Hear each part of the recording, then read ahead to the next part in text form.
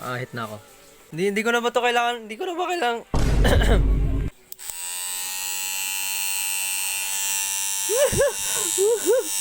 Parang hindi ko makilala yung mukha ko, mama.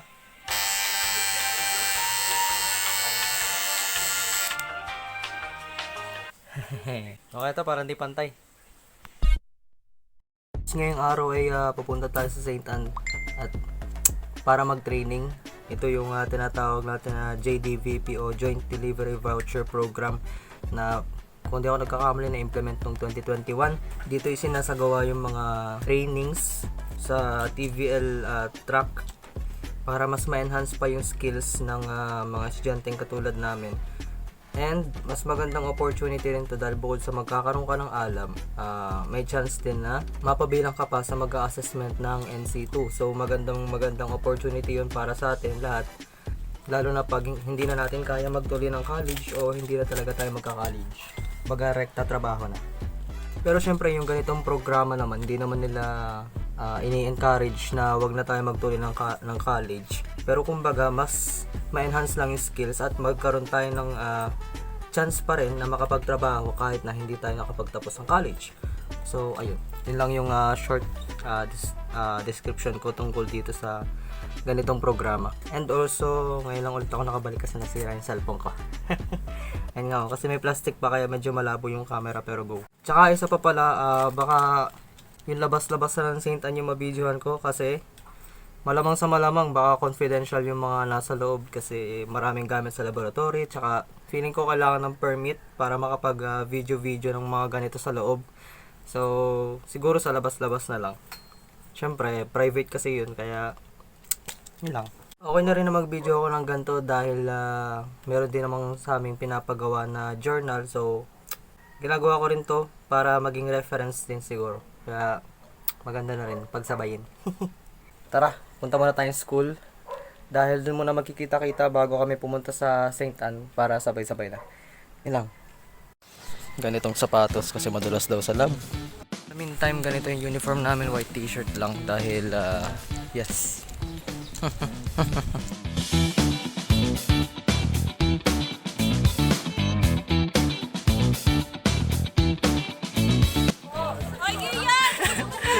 Tol, pawisan naman tayo. Akala ko yung nagbibigay.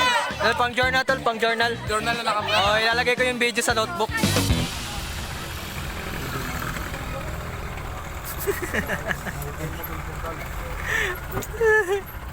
Laylay.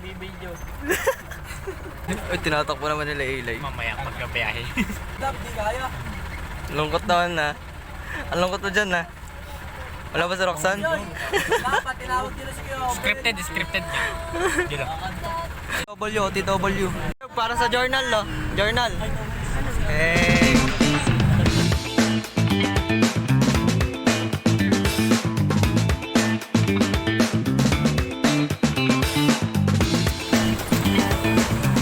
St. Anne's. Ganito lang kasi bawal mag-video sa loob. Nararamdaman ko na. Kailangan permit. Naputol. Gar, hindi ko pala kaya Hindi kasi nito kasing mga nakaraan binala ko mag daily vlogs. Oo nga, yun nga, nitong nakaraan binala ko mag daily vlogs. Ang kaso, hindi ko kinaya. Par, masyadong mabigat. Masyadong mabigat yung mga gawain kasi itong mga nakaraan kasi di ba nga sabi ko ako ay sinabi ko ba? Isa akong graduating senior high school student. So, oo, maraming gawain. Yun nga, gaya nga ng sinabi ko nung una na kami ay pumupunta sa St. Anne para mag-training, joint delivery voucher program. Ayun nga, sabi ko magte-test da ganyan. Pero Gar, napakalakas ng confidence ko na magbablog ako ng daily vlogs. Tapos sabi ko kaya ko mag-upload araw-araw.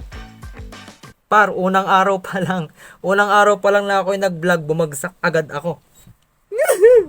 Hindi pre. Aasa pa rin na kaya ko mag-daily vlogs, di ba? Naman kasi sa una lang to.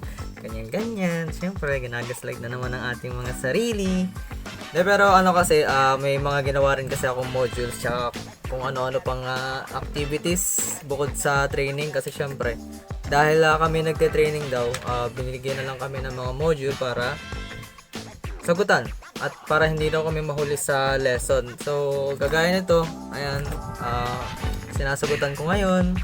Ito na lang yung kahuli-hulihan kong module na sasagutan, tapos na ako sa lahat. At saka may pinapabukbayin pa akong portfolio ng work immersion kasi yes, inulit ko yung work immersion portfolio ko dahil napakapangit. Oo, napakapangit. Para siyang ang lungkot na niyang tingnan. Kung makikita niyo lang, ay wala pala dito, pero kung makikita nyo lang, ang lungkot niyang tingnan. Kaya nag-decide ako na mag-pabookbind ng panibago, magsagot ng panibago, mag-attach ng panibago. Okay lang naman, okay lang. Basta malinis. Siyempre, ikaw ba naman teacher, makatanggap ka ng portfolio ng work immersion, tapos makita mo lukusot, ay sino ba namang hindi magagalit? Ay siguro baka sabihan ka pa rin talaga na ulitin mo yan. Hindi ako papayag na ganyan kadumi. Hindi ako papayag na ganyan ka mukhang hinugot sa puwit. Par! Sabihin pa sa par, grade 12 ka na par. Hindi na para ikaw ay magmukhang ano.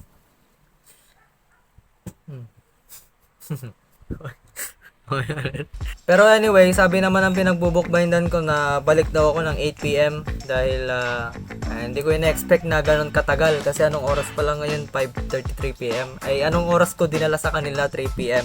So hindi ko lang kung anong ginagawa pa nila doon, siguro marami silang ginagawa, etc. Balik daw ako ng 8. So sige. Kasi nagpunta kasi ako kanina doon ng mga nito lang 5:20 PM. Then sabi sa akin, hindi pa tapos par. Balik ka na lang ng 8 PM. Ay, sige ho. Wala naman hong problema. Diyan, dito lang naman ako sa kabila. Kasi nasa kabilang kalye lang sila. So, samahan nyo na lang muna akong gumawa ng nag-iisang module. So, para wala na tayong masyado po problemahin. Tsaka isa pa par. Marami akong gustong simulan ng negosyo. Pero pre, alam mo yun, yung parang iniisip mo na, na walang imposible kapag gusto mo.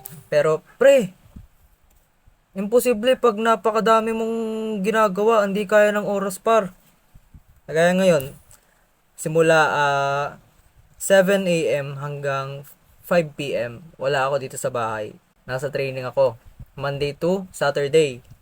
Kailangan mag-Saturday dahil kulang yung allotted time para sa amin sa JDBP dahil ang DepEd nag-adjust ng schedule nila, binalik nila sa inatras nila, then yung JDBP naman medyo na-late lang ng dating, kaya kumbaga nagbanggaan yung dalawa, nagbanggaan sila, tapos ayun, naipit kami. Ayun lang, naipit kami. Tanggapin na natin katotohanan, naipit talaga. Kasi syempre, dito kami sa gitna. Umatras yung schedule ng graduation. Ang matatapos ng grade 12, umatras. Ito kami sa gitna ha. Tapos yung JDPP, medyo na late. So paganto sila. Kaya yung gagraduate ka at saka yung JDBP at nandito kami sa gitna, nagbanggaan. Par, ipit kami talaga. Kaya aminin nyo na. Pero syempre, itong pagbibideo ng sarili ko, pagkakausap sa sarili ko, pag-iimik sa harap ng silipon ay hindi na bago sa akin. Yes po, matagal na po ako nagbablog. Lalo na pag ako sobrang motivated.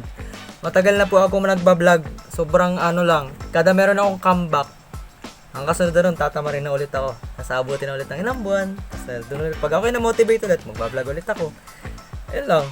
Pero anyway, gusto ko lang ulit kasi ibalik yung pagka hobby ko nung bata pa ako, grade 7. Kasi halos siguro nakakadalawang post ako sa isang linggo. Hindi ko maalala pero madalas ako mag-post kasi yung time na yun. Wala lang, parang na-enjoy ko lang. Ngayon, hindi ko alam bakit parang hindi ko na ulit ito gamay. Pero syempre sa tagal ko din naman kasi nawala Kasi nag-pandemic, syempre para akong tinaman kasi anong i-content ko? Hindi ko alam i-content ko. Ayun lang. Pero ngayon, ewan ko, parang, alam mo yun, basta magulo. Pero sa tingin ko naman ay kaya. So susubukan ko pa rin ituloy itong daily vlogs na kine-kineme na ito kahit sobrang hectic na ng schedule. And Isa pa nga to, kasi meron din kasi ang pinaplano ng mga negosyo, ganyan. Siyempre, makapal ang mukha. Makapal ang mukha, walang pera. Kailangan ko ng pera. Kaya gusto ko magnegosyo. Okay? Ngayon, itong ginagawa ko, hindi ko alam. Siguro, dinodocument ko na lang din ko ano bang mangyayari sa buhay ko. Kung papalpak pa ako, nandito pa rin ako sa ganitong level, o tataas ba? Hindi ko rin alam. Siguro, susubaybayan ko na lang din. Kahit kay maunti o hanggang sa walang nanonood. Pero soon, alam ko papanoorin ko ito. Dito ko titingnan kung ako'y pababa, o ako'y nasa gitna, o kung ako'y tumaas. Dito natin malalaman Pero anyway, since kung ano lang naman yung kakayahan natin sa ngayon, di dun muna tayo. Alam nyo kasi, may mga bagay na pwede mong i-push, may mga bagay din na hindi mo pwede i-push. Kagaya ngayon sa sitwasyon ko, napakarami kong gustong gawin na bagay, pero hindi lahat ng yun pwede kong i-push ng sabay-sabay. Bakit? Gusto ko yun lahat, pero may mga priorities pa rin naman kasi. Lalo na sa ganitong edad at nag-aaral, graduating student, senior high school, mag-first year college, may mga priorities pa rin ako sa ganitong level. Okay, so may mga kagustuhan ako na hindi ko pa pwedeng ituloy, at may mga kagustuhan ako na kaya namang utay-utayin. At ayun lang. Kaya pa rin naman yung gawa ng paraan, kaya pa rin yung pagplanuhan, pero lay low ka lang din muna sa kung ano lang yung kaya mo. Mag-utay-utay ka ng kaya mo hanggang sa kaya mo na talaga. As in, kaya mo na, marami ka ng time. Pagdating sa pag-vlog sa loob ng school ng St. Anne, siguro pwede naman mag-vlog sa kahit sa room lang, kasi wala naman masyadong special dun sa classroom, kundi kami lang na maingay pag walang teacher. Ayun lang, kami lang na nagkukulitan pag walang teacher, walang magawa. Inaantay na lang na kami yung kasunod na maglalab. May mga times kasi na ganun Siguro naman pwede lang sa ganun. Pwede naman siguro mag-vlog lang sa ganun. Pero yung i-vlog ko yung mga laboratories and kung saan-saan pa mang parte ng sa loob ng St. Anne, siguro hindi na pwede. Dahil una sa lahat ay kung di ako nagkakamali, private school sila. Tsaka isa pa ay maraming gamit. So, yun lang. Isa pa, wala rin akong permission. Ayun. Kaya siguro kung mag-vlog man ako ulit sa St. Anne, hanggang classrooms lang sa pag-vlog ng mga kulitan namin, ganyan. Ayun lang. Kasi sa makakapanood po na teacher, makikita nyo na po kung ano yung mga pinagagagawa pag walang guro. By the way, president po ako ng klase namin. So, nandun pa rin yung hindi may iwasan makapagkulitan, magdaldalan sa loob ng classroom. Kasi syempre, kapag walang teacher, ano lang naman ang gagawin namin? Hindi naman siguro na nakaupo lang kami lahat, nakatunganga, nakatitig lang sa board. Wala, as in wala. Hindi naman siguro kami ganun, kaya nakakapagdaldalan kami, nakakapagkulitan kami. Kasi wala kaming ginagawa. So, kaysa maburyo, wala din naman masyadong nalabas. Medyo. Hindi ko lang alam sa ibang classrooms pero ayun. At ayun lang. Gusto ko lang mag-share. At hanggang sa hindi na ako nakagawa ng module dahil sa mga pinagagawa kong ito. Anyway, gagawa na ulit akong module. So, haters!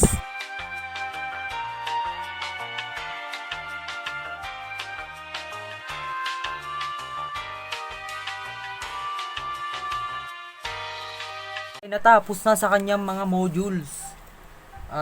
Guys, yes, madilim dito sa kwarto dahil tinatamad pa ako magbukas ng ilaw. Pero anyway, meron naman kasi tayo dyang cute na teddy bear yan sa may tabi. Ayan. Anyway, yun nga, tinatamad ako magbukas ng ilaw. Pero tapos na naman tayo sa module. So, isasubmit na lang to bukas. Nasubmit na lang to bukas. And sa natitirang oras natin ngayon 5:50 yan, kalilipat lang pre. 5:58 PM at ang sabi nga sa akin ay 8 PM ko daw balikan. So okay, tatanggapin. Ngayon, may papakita ako sa inyo. Isa ko pang major na problema pagdating sa pagbablog, pre. Ay, lagi ako na full storage, pre. Kasi ang daming mga files sa ano ko, sa cellphone. Tsaka ang dami kong apps. Kasi meron akong Word, etc. na ginagamit sa school. So, madami. Kahit, pre, wala na akong laro. Wala na akong nilalaro ni isa. Hindi ako, sa mga hindi ko nakakaalam ay hindi po ako mahilig maglaro. So, ayun. Ngayon, dahil meron naman akong laptop, ang naisip ko, yung video pre, ay ipapasa ko muna sa laptop. Bakit hindi ka mag-edit sa laptop? Par, hindi ako marunong. Di pag-aralan mo, par, kulang sa time. Diba, sabi ko nga kanina, kahit gusto ko, pre, kung wala kang oras, kahit mag-time management ka pa, hindi mo kakayanin din. Tingnan mo naman ang sarili mo kung kaya mo pa. Tanungin mo din ang sarili mo kung kaya mo pa. Kasi baka ikaw ay push ka ng push, nagpapakamatay ka ng sarili mo, hindi mo pala, alam mo yun? Kaya lay low ka lang muna kung hanggang saan pa lang muna yung kaya mo. Wag mong bibiglain, pre. Wag mong bibiglain kasi mahihirapan ka talaga. Kaya ayun, siguro sa pagdating ng bakasyon, pwede ko siyang mag-aralan kung paano sa laptop para naman makasave ako ng storage sa cellphone ko. Saka pati isa pa, mas sanay kasi ako mag-edit sa cellphone. So, ayun. Siguro naman sa pagdating ng bakasyon, mapag-aralan ko sa mag-edit sa laptop. Pwede yun, pwede ako mag-edit sa laptop. Pero ngayon, for now, edi sa cellphone muna, kung saan lang muna sanay. Ngayon, gagawa ko na lang ng paraan paano ako makakapag-vlog. Para mababawasan ng storage yung cellphone ko. Ngayon, nagbablog ulit ako kahit meron na ako nandito. Teka lang, hinahanap ko pa. So, ayan yung mga pinagbablog ko nitong mga nakaraang araw lang. Ito, mga ano na yan, last May. Ito, yung mga pinagbablog ko. Pindot tayo ng random. Matigil. Ito tayo. O, di ba, pre? Pre, ako yun, pre. Pre, ako yan. Ako yan, par. Parang cutie patuti, oh. Tinutubuan na ng konting bigote. Kasi, syempre, nag-ahit. Alam mo naman, para magmukha ulit bata, magmukha ulit baby face. Pero, pre, tumutubo na ulit, par. Napakabilis. Ang bilis tumubo. Tapos, ang talas. First time ko lang kasi mag-ahit. Malambot pa siya nung una. Syempre, hindi ako sanay. Pero ngayon, ang tigas, pre. Hindi naman sobrang tigas, pero alam mo yun, nararamdaman mo ng makapal. Pero anyway, tayo yan, no? Okay, yan tayo tuloy. Ako yan, par, oh. Tapos, itatransfer ko ulit yan sa cellphone ko. Tapos, i-edit ko to, kasama to. Sige, pre. Sige. Basta gusto ko makita yung progress ko. Ngayon, nakikita niyo ko, ganito ako ngayon. Teka lang, ang dilim na kasi talaga eh. Tapos nandito pa ako sa point kung kailang nag-vlog ulit ako. Tapos nasira yung LCD ko. Pre, alam mo yun? Yung feeling ko na gusto ko ulit mag-vlog. Tapos nasira yung LCD ko. Bumagsak ulit ako, pre. Pero ngayon pinayos na. Jadi nandito na ulit tayo. Kaso, full storage. Pero ginawa ko ng paraan. Pinasa ko muna sa laptop. Balik tayo dito. Kaya, ayan. Vlog ulit tayo guys. So, ewan ko kung itutuloy ko pa ba ito mamaya o bukas na yung makikita nyo. So, bahala na. Basta.